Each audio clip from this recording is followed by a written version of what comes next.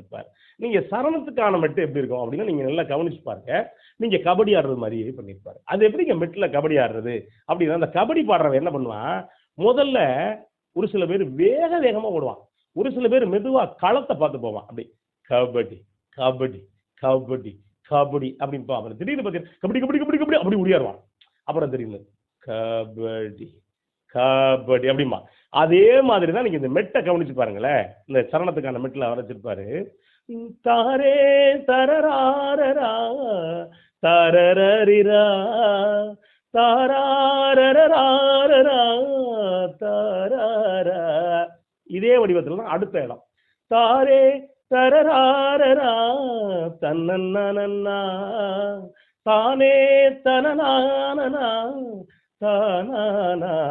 இப்போ அடுத்த இடம். இப்பதான் கபடி வேகமா பாடுற மாதிரி இருக்கும். எப்படி இருக்குன்னா தார தரரர தார தரரர தார தரரிரா தார தரரர தார தரரிரா தார தரரிரா.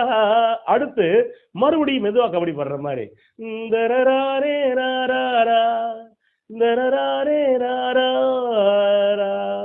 அடுத்து வேக வேகமா அடிச்சுட்டு இந்த கோட்டை வந்து தொடுவான்ல, அந்த மாதிரியான இடம் பண்ணிருப்பாரு. எப்படி அப்படின்னா தரரே ரரரே ரரரே தரரா தத்தரி ரரரர தரரரே ரரரரா தரரா தரரே தரரா அப்படி போகும்.